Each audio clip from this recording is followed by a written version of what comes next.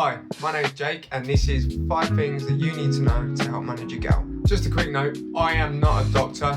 I am just someone that's going to share with you exactly what's worked for me as someone who has gone from having flare-ups almost weekly to someone that now hasn't had a flare-up in over a year and a half. Please check with your doctor before you make any changes to your diet, your medication or your routine. Number 1, don't ignore that tingling sensation. That tingling sensation that you get in your gout-prone joints.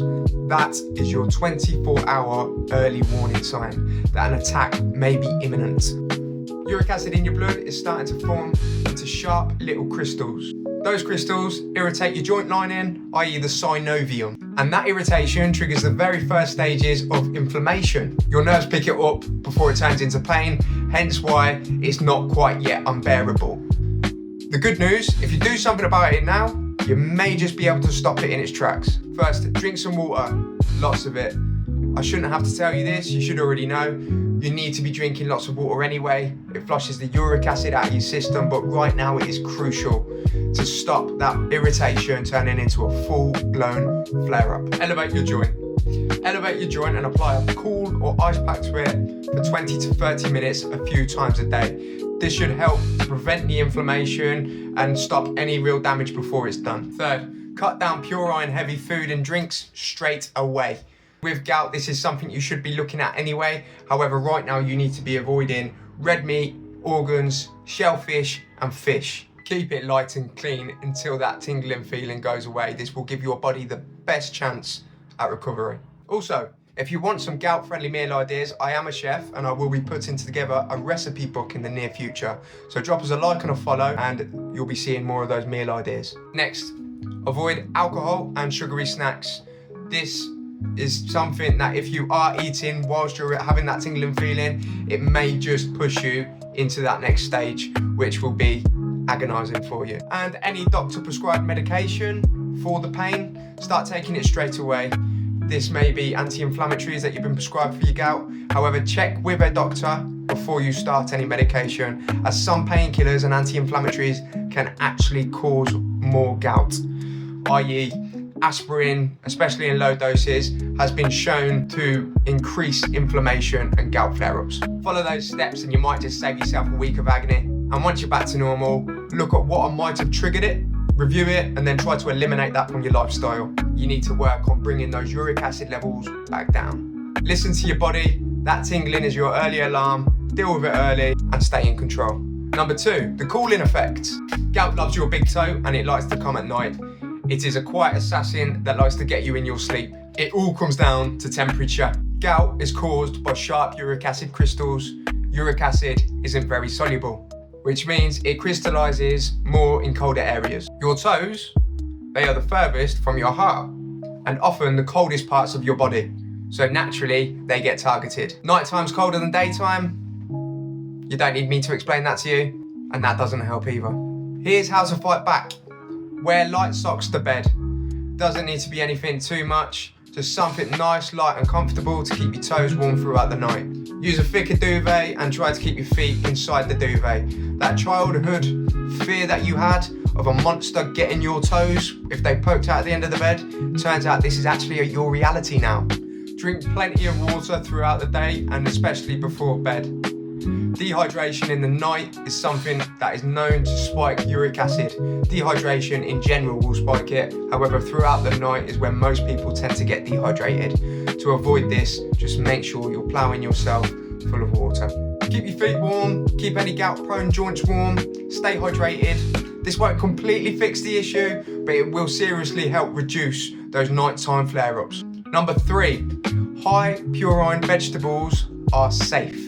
When I first got gout, I heard over and over again, any food with high purines you shouldn't be eating. It turns out this isn't entirely true.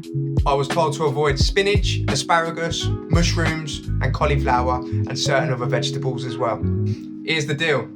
The plant-based purines do not metabolize in your body in the same way that the meat-based purines do. There's even a study, Purine-Rich foods, dairy and protein intake and the risk of gout in men, published in the New England Journal of Medical Science in 2004. Nearly 50,000 men were followed for 12 years. And guess what? They concluded there was no link between purine-rich vegetables and the risk of gout. The takeaway of this study was to focus on animal-based purines, dehydration, and stress management. You can also add alcohol and sugary snacks and such in there as well. So yes, the spinach smoothie and mushroom stroganoff aren't plotting against you. They are guilty of poor taste, but they're not criminals. Sleep and stress matter. Gout feeds off chaos. The more stressed you are, the more it thrives. It's like a toxic relationship between you and your own joints. If you are tired and running on fumes all the time, your body will release more cortisol. Cortisol is known to spike uric acid. If you're tired, more cortisol. If you're stressed, more cortisol. More cortisol, more uric acid.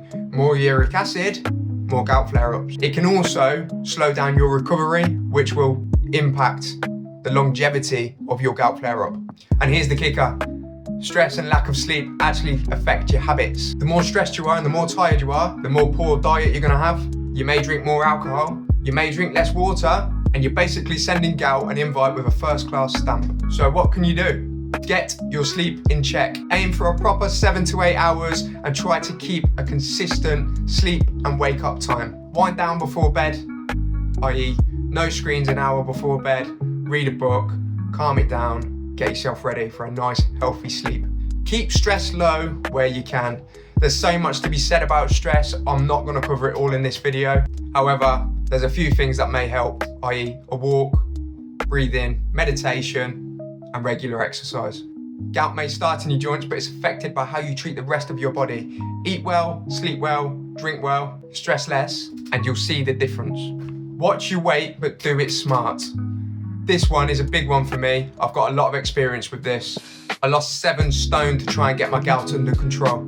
I did it far too quickly and my gout actually got worse. Rapid weight loss actually contributes to gout because the uric acid that is sitting in your fat cells gets released into your bloodstream. If you lose too much weight at once, then all that uric acid will go through your kidneys and it will be more than your kidney can handle. This then leads to flare-ups.